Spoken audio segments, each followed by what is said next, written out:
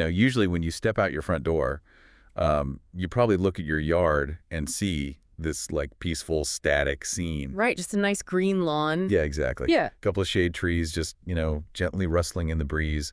It feels like this safe, permanent, and honestly kind of passive backdrop to your daily life. Well, it's a very common illusion. I mean, people tend to look at their landscape like a painted set on a theater stage. Oh, for sure. You just don't expect it to do much other than sit there, maybe grow a few inches and look nice for the neighbors. Which is comforting, right? But what if I told you that Tranquil Yard is actually a highly active, like fiercely competitive ecosystem? Yeah, it really is. And if you aren't paying incredibly close attention to the mechanics of it, it can rapidly become a serious danger zone right outside your front door. Absolutely. Welcome to today's deep dive. We are skipping the usual small talk today because we are looking at a stack of really comprehensive guides and field reports. From Covina Tree Service, right? Yes, exactly.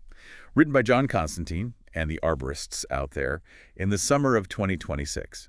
And this material completely shatters that illusion of the passive yard. It really reframes the entire concept of property management, honestly. It does. Because when we look at the unique, often, extreme climate of the San Gabriel Valley and Southern California in general, the drought conditions, the intense heat, the high winds. The winds are intense. Right. Your trees and shrubs aren't just inert decorations. They are dynamic, living structures under immense environmental stress. And the mission of this deep dive is to transform how you view that maintenance.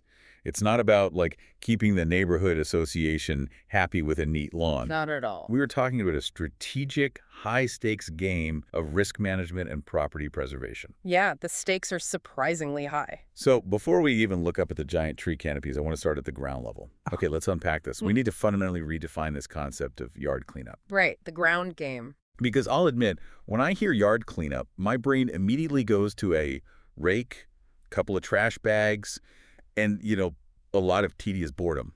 It feels like running software updates on a computer. That is a great analogy. It seems like this boring chore until you skip it, and then the whole system just crashes. Exactly. Which is why so many people put it off. You look out the window, the grass is still mostly green, the leaves aren't completely burying the walkway yet, so you just push it to next weekend. All right. But in a climate like West Covina, delaying that ground cleanup moves very quickly from an aesthetic issue to a physical danger. Let's talk about the mechanics of that danger, because I think people assume a messy yard just means bugs, right? Yeah, pests. But looking at the Southern California summer context, if you have a buildup of dry leaves, dead brush, and overgrown ground vegetation, you haven't just neglected your chores. No, You've essentially engineered a fire hazard. You've built a tinderbox right against your foundation.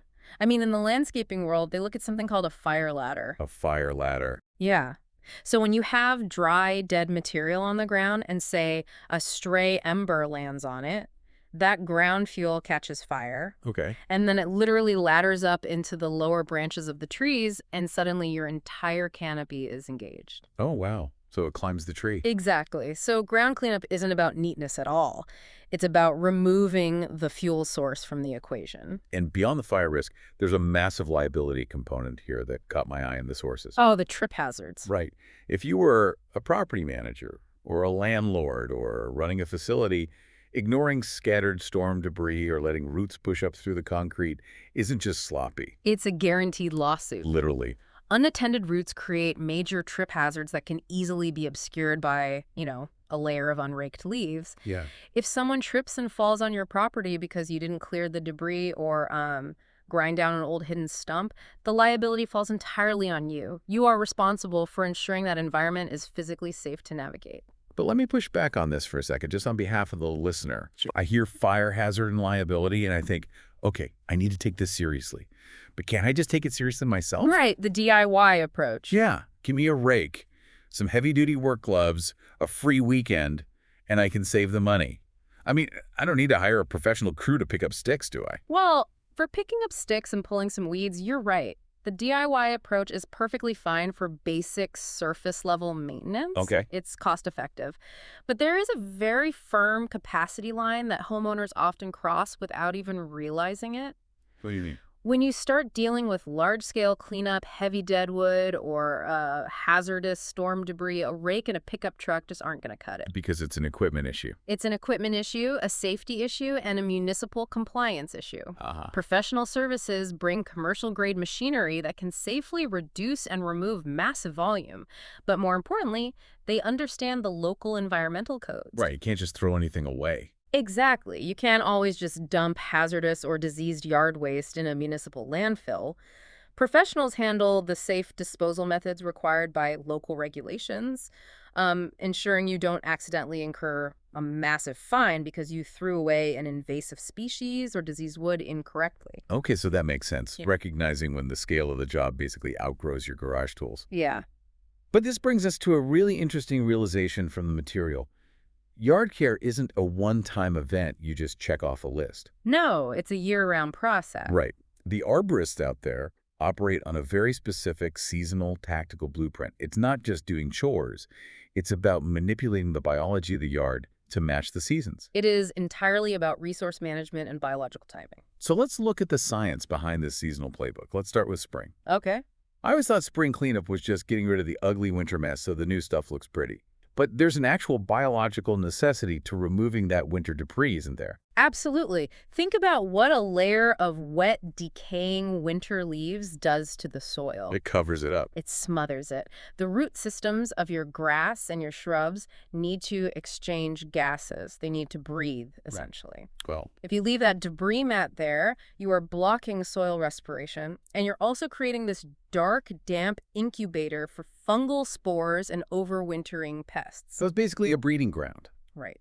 Spring cleanup is about physically resetting the environment, stripping away that rotting layer, and then fertilizing to inject specific nutrients right as the plants are breaking dormancy and aggressively growing. Which sets them up to survive the brutal reality of a Southern California summer. Exactly. And the material is very rigid about summer maintenance, specifically the physics of watering. You always hear water early in the morning or late at night. Right. Everyone says that. But why is that so critical? Like, what actually happens if I run my sprinklers at noon in July? It's basic thermodynamics and evapotranspiration. Evapotranspiration. Right. Yeah.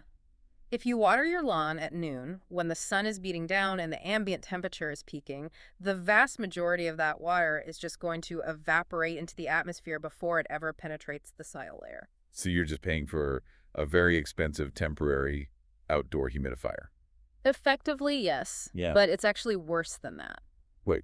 Yeah, when you water in the heat of the day, the shallow moisture that does hit the topsoil can actually heat up and stress the uppermost roots. Oh, because the water itself gets hot. Exactly. By watering deeply in the early morning, you give the water time to percolate down through the soil profile into the deep root zone before the solar radiation can just bake it away. That makes total sense. It trains the roots to grow deeper, making the plant way more drought resilient. That is fascinating. It's not just about providing water. It's about engineering where the roots go to find it. Yeah. And then we hit fall. Fall is famous for leaf raking, clearing the gutters. But the arborists put a huge emphasis on mulching garden beds in the fall. Mulch is crucial. See, I always assumed mulch was just decorative wood chips to make the dirt look nice. Mulch is incredibly functional. When you apply a thick layer of organic mulch in the fall, you are essentially installing a biological thermal blanket. A thermal blanket. Right. As the temperature drops, that mulch insulates the soil, preventing wild temperature swings from shocking the root systems. Oh, I hadn't thought of that. Furthermore, as that organic mulch slowly breaks down, it creates a microscopic amount of heat and slowly leaches essential nutrients back into the soil, prepping it for the winter dormancy. And winter seems to be mostly about rapid response. Yeah.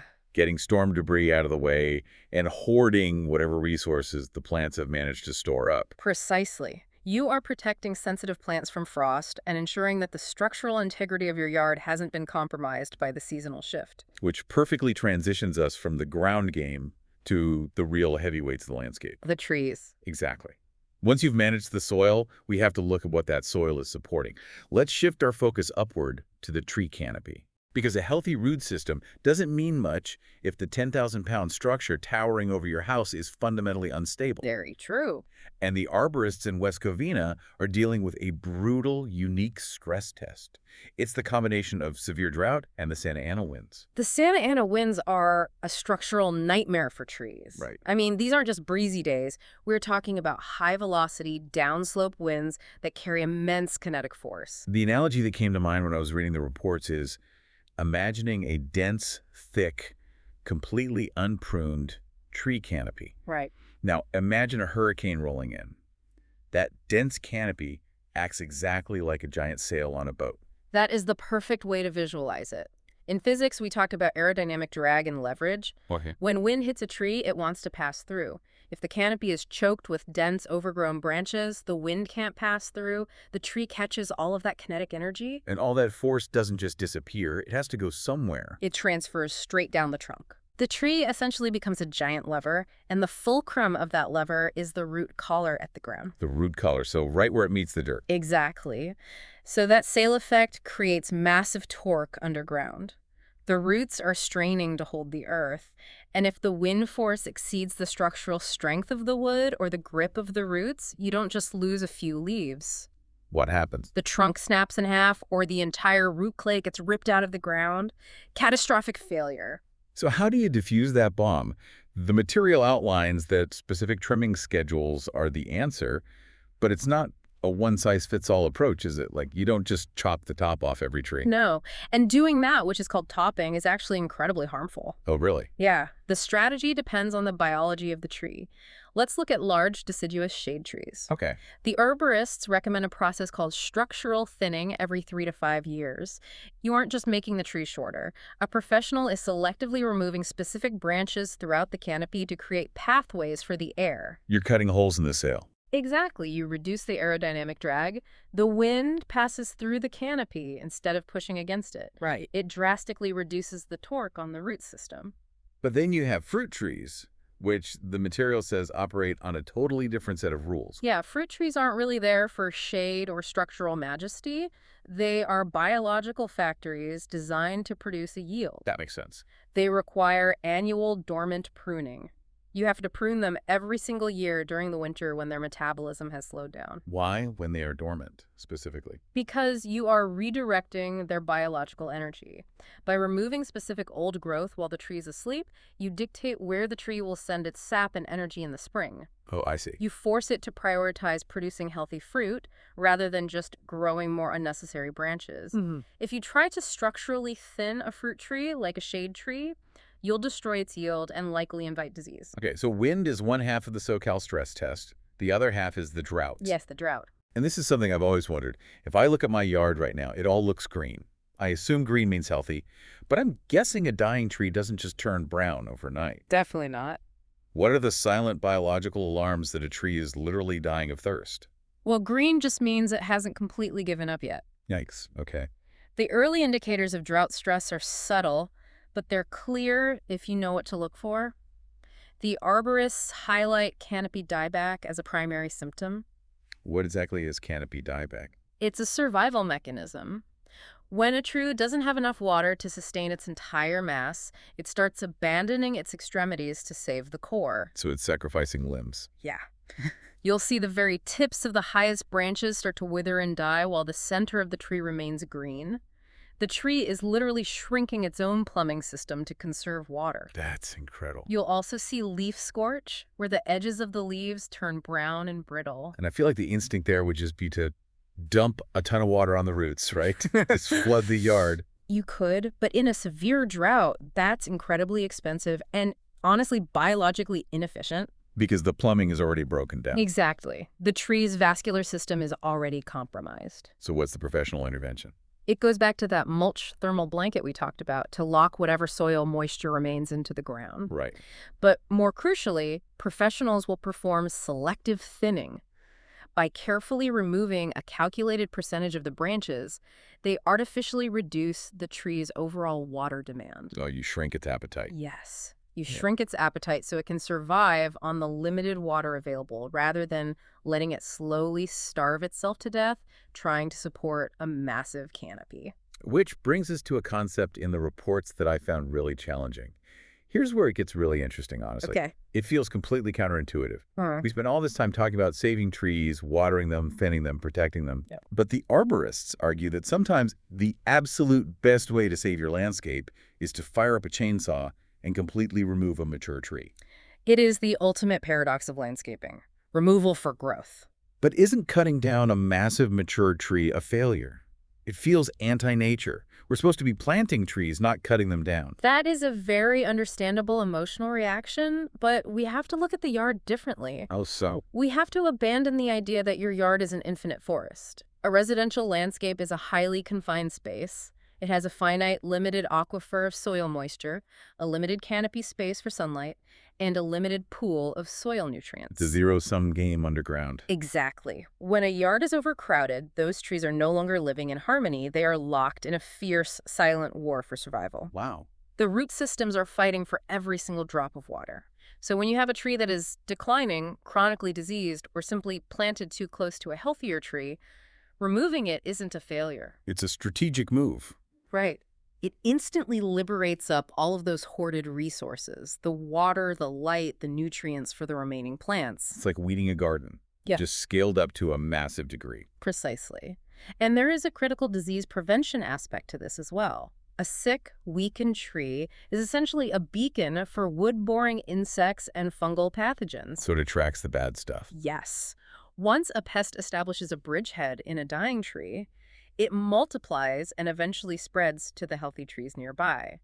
By completely removing the compromised tree, you remove the vector. You stop the infection from spreading across your entire property. Okay, so that's proactive removal. Right. But what happens when proactive care completely fails? Right. Or let's say you inherit a property where the previous owner just neglected the ground game and the canopy for a decade. Right. We need to talk about what happens when a tree goes code red. This is the critical threshold. It's where a tree ceases to be a landscape feature and becomes a massive, immediate, and potentially lethal threat to your home and your life. If I'm walking my property, how do I know a tree is in code red? What are those final silent alarms? You are looking for signs of severe, irreversible internal decay or structural failure. Sudden leaning is a major red flag. Okay, so if it's tilting? Right. If a tree has stood straight for 20 years and suddenly shifts a few degrees, its anchor is failing. You also need to look at the ground around the base for soil heaving. Soil heaving. What is that physically doing? It means the root plate is physically lifting the earth. Oh. Yeah, as the tree starts to tip, the massive roots underground lever upward, cracking the soil and pushing it into mounds. It means the tree has lost its grip and gravity is winning. That is genuinely terrifying. What about signs on the trunk itself? Peeling bark that falls off in large sheets, deep vertical cracks in the trunk, and especially the presence of fungal growth. Like mushrooms. Exactly. If you see mushrooms or conchs growing directly on the bark of a tree, that is not just a surface issue. The fungus is the fruiting body of a massive internal infection. Oh, man. It means the heartwood, the structural core of the tree, is actively rotting away. The tree is becoming a hollow straw, losing all of its compressive strength. Now, I know the arborists mentioned that winter is generally the best time for planned removals because the trees are dormant, the sap isn't running, and the soil is firm for heavy equipment. Yes, for planned work. But if you see soil heaving, deep cracks, or internal rot, you throw the calendar out the window. It's an emergency. That dictates an immediate emergency response. The tree is actively failing. Let's walk through the absolute worst-case scenario, the nightmare we all fear during a severe Southern California storm. Okay. The winds are howling, the ground is saturated, you hear a crack like thunder, and a 15,000-pound oak tree crashes directly onto your roof. It is a chaotic, terrifying experience. But the actions you take in the immediate aftermath dictate whether you save the rest of your home or suffer catastrophic loss. So what is the exact emergency protocol? Like if this happens at 2 a.m., what do I do? Number 1, and this is non-negotiable, evacuate the home immediately. Just get out. Yes. Do not stay inside to look at your ceiling and assess the damage from underneath. A tree resting on a roof is a dynamic, unstable load. The trusses could give way at any second. That's a really good point. Number 2, once outside, check for downed power lines. Do not approach the tree or the house if any wires are tangled in the branches. And then, obviously, you call the emergency professionals.